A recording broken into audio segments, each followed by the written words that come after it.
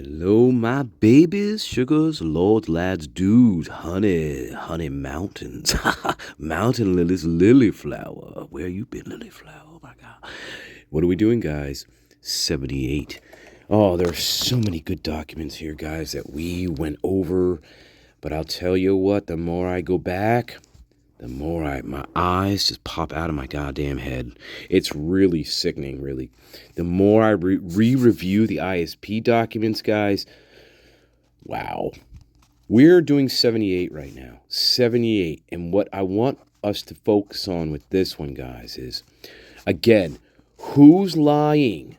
Who is lying here? Is it Idaho State Police? Is it Moscow Police Department that's lying? / Eric Gower? Or is it this person they're talking to lying?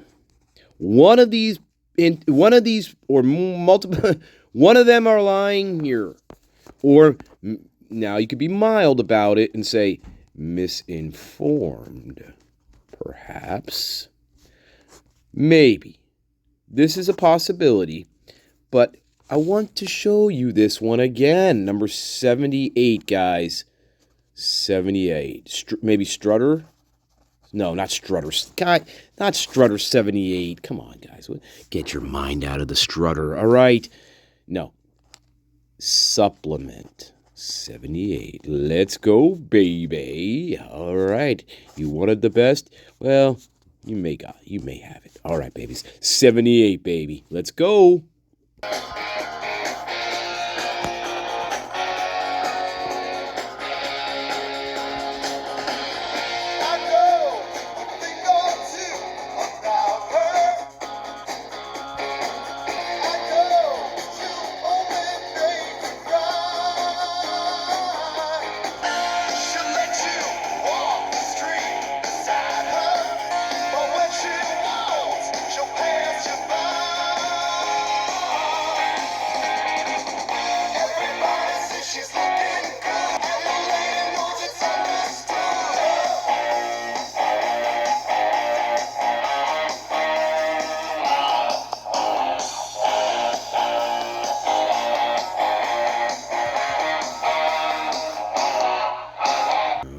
My lovelies, here we are, 78. This one's an interesting, guys.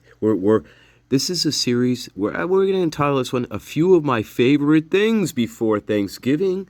Hey, number 78. So what's going on with this one, guys? Well, we're interviewing a couple of females over the phone. Yes, we are. 5 days after the event. Let's see. We're playing Who's Lying? Or Misinformed, perhaps. Well, let's find out. Master Nature, before you get into your video, look, Tyrone was telling me yesterday, that birds aren't real. He said, MD, birds aren't real, and they're just part of MK mind control. Like they stick fake birds in trees and stuff, and they try to make it seem like, they're like birds are real, and they just put fake birds in trees to freak people out and shit, and then they like do experiments. Master Nature, is that true? Oh my God, birds aren't real. Oh, please, Master Nature, tell me that birds are real. Because listen, my God, listen, God. When I was falling off the cliff, okay, I remember something. I remember that. Now listen, it could have been a dream. I don't know. It could have been a dream, but I remember a big golden eagle swooped down right before I hit the ground. A big giant golden eagle came, and I landed on it before I hit the ground, and it flew off into the sky.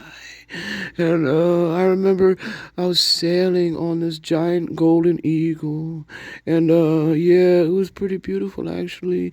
And but Master Nature, how can this be if birds are Maisie, Maisie, where are you? MD, calm down. It's all right. It's all right. I will have a talk with Tyrone later, all right? Birds are real. Birds are real.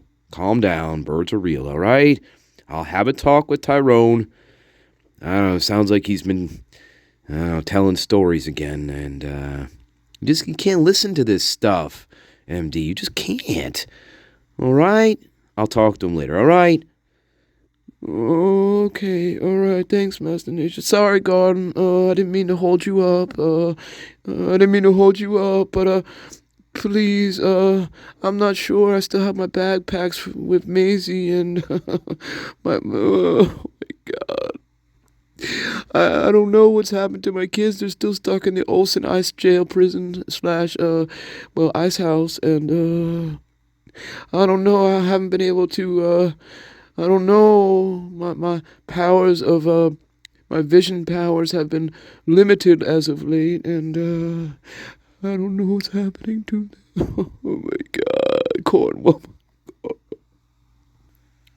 All right, guys, here we go. 78, baby. Another interesting one. Now, this gets a little convoluted because of all the redactions, but this one I feel is very important. The question with this one is, who is misinformed? Is this person who is being interviewed misinformed? I don't know, but it's interesting. So we're on the 18th. 5 days after the event at 9:10 a.m., we got Detective Timothy Snell. And remember, Detective Hold the door, contacted this person. Date of birth, 2002, regarding the homicide investigation located at the King Road house. Right. The interview was conducted by phone, and it was audio recorded, so there's an audio recording of this. Okay, so she stated she was at that lodge party with Xana and Ethan on the night prior to the homicide, and they discussed going to Applebee's the following day. The wording is confusing because Idaho State Police they don't know how to fucking write. So it's confusing. So what they're saying here, that you could interpret this as the night before, the night that they got unalived. But I believe they're talking about the same evening. It's just because Idaho State knows how to write fucking documents. Remember, we've been over this. I believe this was the night of the murders. But they say it's the night prior to the homicide. See how weird and tricky little bastards. I think they're talking about the 12th into the 13th. Right? Not the 11th, which is Friday, into the 12th. Right? Because there's no follow-up correspondence anymore. Because they're all dead. Right? Idaho State Police, learn how to fucking write. She stated nothing was out of the ordinary throughout the evening. All right. Now we get a little interesting here, guys. It gets a little interesting. She stated she knew everyone in that Twitch video with Kaylee and Maddie. Everyone in that Twitch video. Yeah. She named blank and stated he was a Sigma Chi fraternity member providing sober rides. She also named a second person in the video as blank. She said she heard, this is an interesting one. Now, who is misinformed here? Is it her? Is it Moscow police? And is Eric Gower lying then? Because listen, she said she heard blank and blank drove Kaylee and Maddie home, not Eric Gower.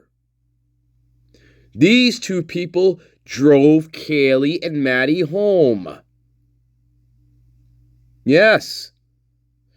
Yeah, she said both blank and blank called into the tip hotline to advise law enforcement.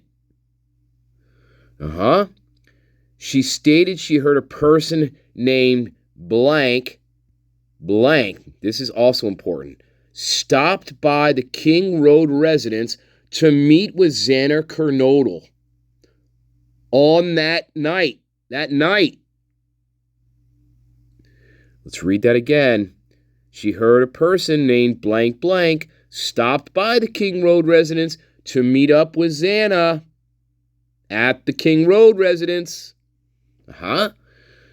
Blank is also a Sigma Chi and is dating blank blank.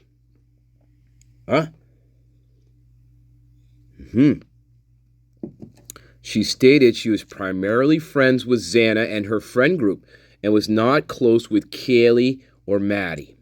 During follow-up questioning, she explained the lodge parties always end around 1 a.m., and she last spoke with Xana between 12:45 and 1 that morning. According to the lodge party was tame and not very many people attended due to the short duration of planning for it. During the interview, a second individual could be heard in the background, and she identified herself as this with a date of birth of 2003. This female stated she also attended the lodge party and was with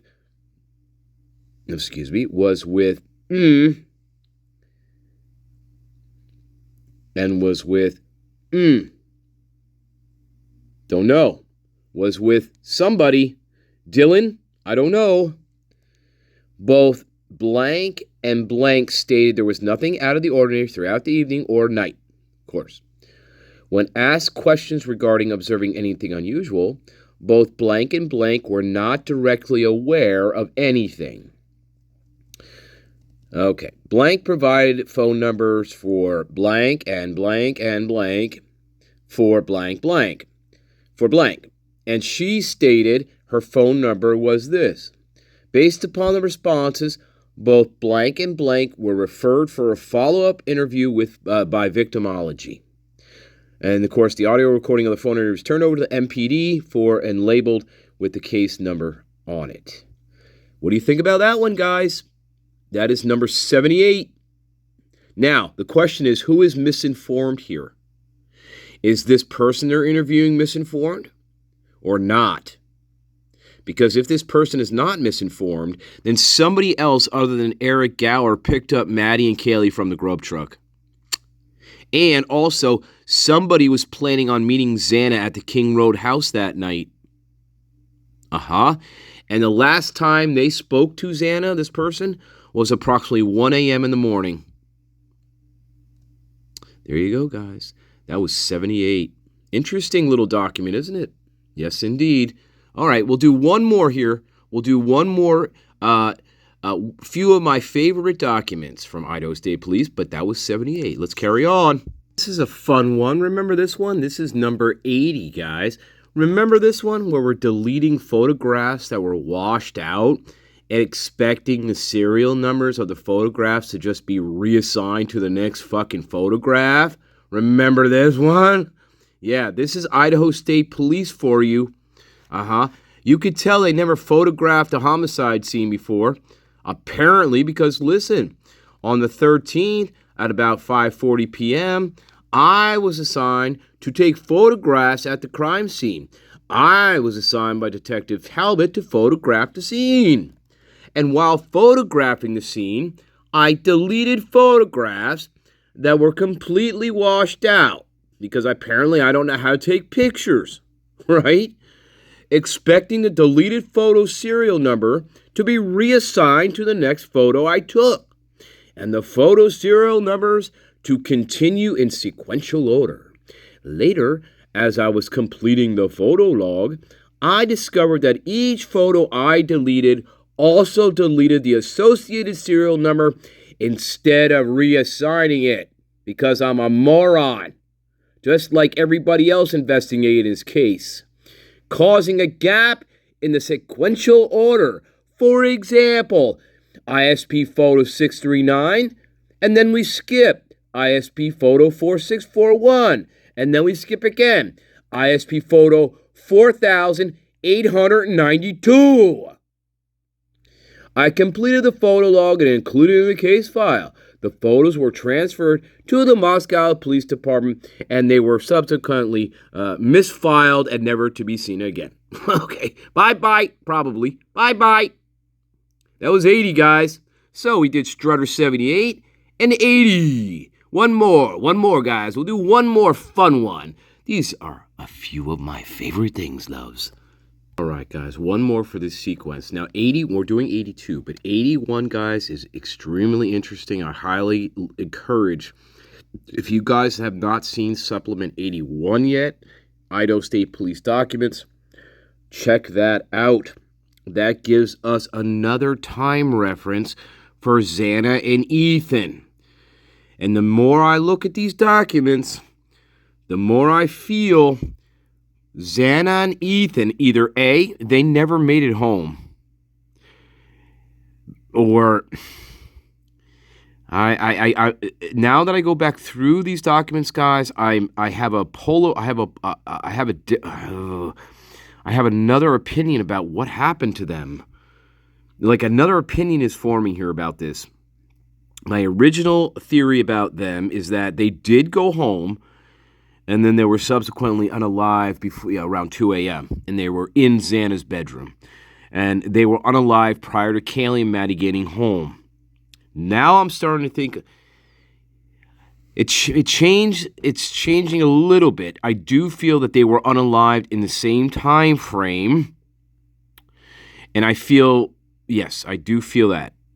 Now, I have to keep, I want to keep going back to these because I may have missed something in terms of other eyewitnesses speaking about when they last saw Xana and Ethan, okay? But in 81, they were last seen at the apartments which were adjacent to the lodge. The lodge party had ended at 1 a.m., okay? Supposedly ended at 1 a.m., and after the party, Xana and Ethan went to the adjacent apartments next by the lodge. This is all connected to one thing, right? So they went to the apartments after the lodge party, okay? And then what was supposed to happen was Xana and Ethan were supposed to go to an after party because one of the frat members invited Xana to go to this after party because she had never been to this other fraternity. That's the sequence in 81. And this creep, well, this frat asshole says, but she never made it there. That's a direct quote from 81. But she never made it there. They never made it there. Yeah. So you can interpret that a few different ways. Either they just decided not to go and decided to just go home, or they were planning on going there and they something happened to them on the way to this after party. And of course they never made it to the after party. But then that begs the question, well, then how did they end up in the house then? Well, obviously, they were brought back to the house then. Yeah.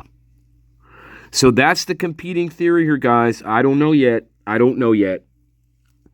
But again, nobody can tell us what time they got home. Nobody. So now I'm starting to think they never fucking made it to they never made it back to the house. Nobody knows this. Not even the cops. And don't give me this bullshit DoorDash order crap. That's just to cover up. That DoorDash order bullshit, number one, is to cover up Moscow police's complete incompetence. Number two, Xana did not make that DoorDash order. Absolutely not. That DoorDash order was made by the killers. That DoorDash order was never made by Xana. Period. And that's also was used to help Moscow police cover up their actions in their complete incompetence in this case. They use that as a cover as well, because to this day, they still have no idea where Xana and Ethan were. To this day, they still have no idea what time they actually got home, to this very day. And this DoorDash bullshit, that was used as a cover for Moscow Police Department, because Xana never placed that order. Never placed that DoorDash order. Never, never, never. Absolutely not. It makes no sense. Because number one, why? Because number one, nobody knows when they got home to place the order. That's number one. Not even the roommates, not even the quote-unquote survivors know when they got home. Right? And Dylan Mortensen doesn't mention Xana at all. She mentions Kaylee throughout the entire evening because she knows Xana's already dead. And the only mention of Xana here is when Dylan sees her laying on the goddamn floor. That's all we know about Xana and Ethan in the room. Moscow police don't know when they got home. Idaho State Police, they don't know when they got home. Nobody knows. So nobody can tell me about a fucking mysterious DoorDash order that was made at 4 o'clock or was delivered at 4 o'clock in the morning. Absolute nonsense, Moscow police. You're a joke. Idaho State Police, you're a joke. You can't even tell us when they got home. How am I supposed to believe when they made a fucking DoorDash order? I don't even know if they were home. You don't even know if they were home. You don't. You don't. Anyway, let's carry on. 81's very interesting, guys, but we're doing 82. But I highly encourage you guys, if you have not looked at 81, look at 81. Because they never made it, quote unquote, they never made it to that after party. They never made it. All right, let's go to 82.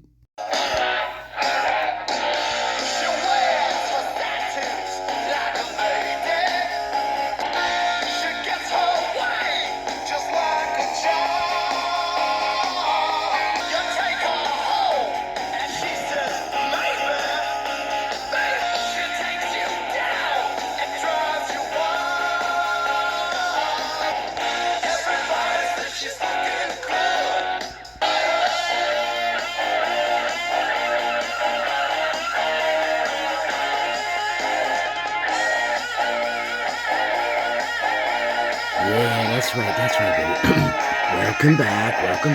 Welcome back. That's number 3. Number 3, babies, my top 10 countdown to Thanksgiving. Hope you like that one. That's Kiss with Strutter, baby. Yeah, it's an odd choice, isn't it? But hey, I'm making the rules here, not you. You're not making the rules. I'm making the rules. Regina, give me some fucking coffee, will you? You fucking... get off your ass and do something, all right? I'm so sick of seeing your fucking face here. Yeah, I said get me a cappuccino. Guys, this is Regina Alder again. You can call me Dottie. Stanley's fucking crazy. He keeps telling me to get cappuccinos, and then he tosses them against the wall on my head. Shut up, Regina, shut up. Don't poison the garden, all right? The garden loves me. The garden doesn't love you. The garden doesn't even know who you are. Now get out of here and give me a fucking cappuccino, would you? Yeah, you fucking lazy prick. I don't know what you are. You stupid prick. Regina's not real, guys. Regina ain't real, guys. I don't know. We are going to get to number 2 and finally number 1 tomorrow on Thanksgiving Day, my loves. Thanksgiving Day, my loves. Oh, yes, I am. Okay. Oh, my God, Dylan. I love you. I love you so much. Hey, I know what you did, but it's okay, baby. It's okay, baby. I know what you did. It's all right. You can tell Stanley. You can tell Stanley everything that you did. I know what you did. I know what you did. I love you, Dylan, so much. Hey, let's go to Portugal. Let's run wild in Portugal, baby. Oh, my God. We can teach those Spaniards a thing or two about mayhem. Oh, yes, we will. Well, you just gotta split that GoFundMe with me. Oh, you just gotta split that GoFundMe. It's all mine, Dylan C. But then we run wild, baby, then we run wild. I love you, my prime, I love you. Oh, baby, what I wouldn't give to be that straw.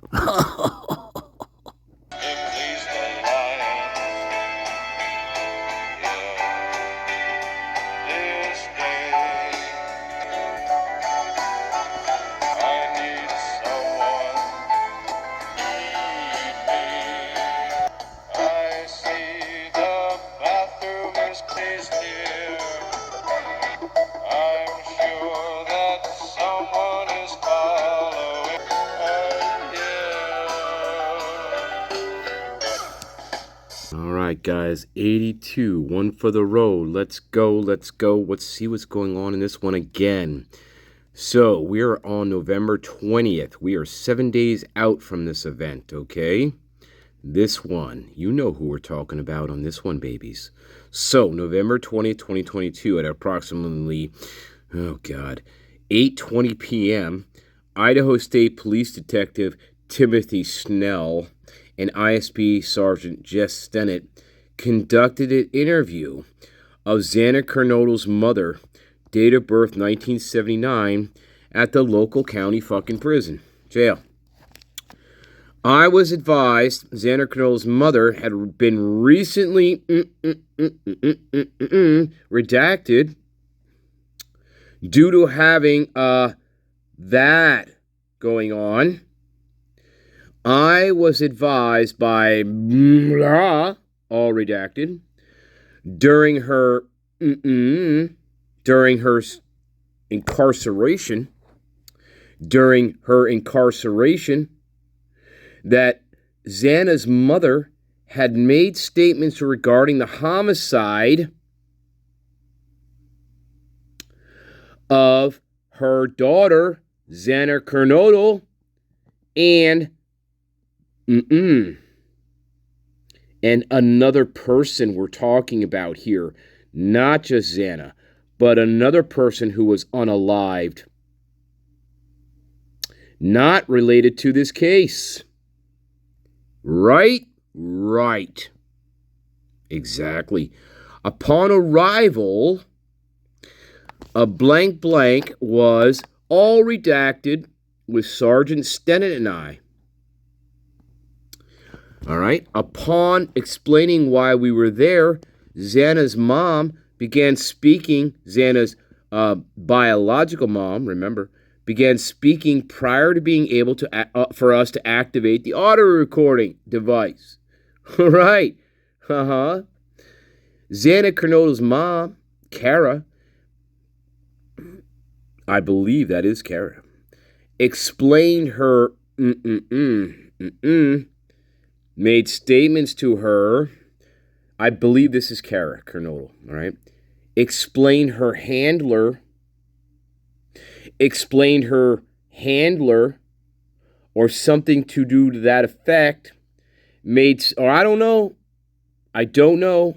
This could be something totally different, but Cara explained her, made statements to her that Xana's death better not be due to this. Right? Yes. Xana's mother, Cara, last spoke with Xana about a month prior to the homicide when she attempted to coordinate having lunch with Xana. Cara said Xana ended up being too busy with classes and was not able to meet. Right. Cara said she was unaware of anyone who would want to hurt. Now, this gets a little weird, guys. So listen to this. Okay. Sorry. I'm trying to line this up properly here for you guys. All right. So Cara said she was unaware of anyone who'd want to hurt Xana. Okay. But and then she said, I'm sorry. Yeah. Cara said, questioned her, inquiring if she had any, and if Xana could have been killed as a result of this. Right? Right. Remember this, guys.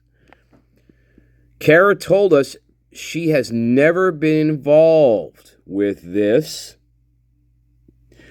And she also said this person or people hated Xana.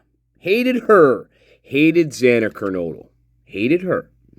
And stated, we should look at this person. Whoever this is, hated her, and we should look at her. Did they ever do that? I have no clue. Knowing Idaho State Police in Moscow, my guess is probably not. Or if they did, it was a 5-minute phone interview, and they said, did you know Xana? Yes. Did you want to kill her? No. Okay, have a nice day. Bye-bye. Knowing these fucking pricks. Yeah. Anyway, for full details of this interview, which is available and we need to have, refer to the audio recording because that is out there, baby. The recording was turned over to the Moscow Police Department labeled that, and that is the case number. Just with a different number at the end, which references the supplement from Idaho State Police 82. Guys, you know what I really need to do, guys, going forward with this channel and my garden? Hey, you know what I'm thankful for, guys? I'm thankful for you. I'm thankful for everybody in the garden. Remember, no garden, no channel. As above, so below. So I am completely thankful for everybody here. Everybody. Don't ever forget that. And guys, I don't want you to ever feel like you have to be a member of this channel. I don't really offer any special benefit of being a member of this channel. I really don't. It's purely to support the channel. That's all it's about. And guys, you are not missing out on any content that being a member, you know what I'm saying? Guys, don't ever feel like you have to do that. You know, even now, 6 months into this thing, I still feel kind of weird about it. So, guys, do not feel like you have to be a member. It's purely to support the channel. That's all it's about. That's all it's for. But I think going forward, guys, what I want to do is once we get to the new year, once we get closer to the new year, I really need to start putting in FOIA requests here for the information that I really want. See, this is the kind of shit that I want. I want these interviews. I want these interviews, guys. These interviews. There's all kinds of little ones that I want, you know, that I feel are extremely important here. They may not be as big as the other ones going on, but these little ones, these are highly important here. Yes, they are. To me, they are. But anyway, that's Xana's mom. That's Cara. Yeah. And she wanted Idaho State Police to definitely talk to this person because this person hated Xana. And there's also fear here from Cara that Xana's death had to do with certain other situations here because she says her death better not be due to this stuff here that's blanked out. Uh-huh. Right. Good job, Idaho State Police. Complete fucking morons. Complete covering up the absolute garbage shit show and investigation that they tried to pull here. And that's it for 82. We're going to leave it right there, guys. All right, we're going to leave it right there. Yes, the wolf is the wolf. We do come upon the wolf. Yeah. Uh-huh. Anyway, I love you guys. I hope you like that one.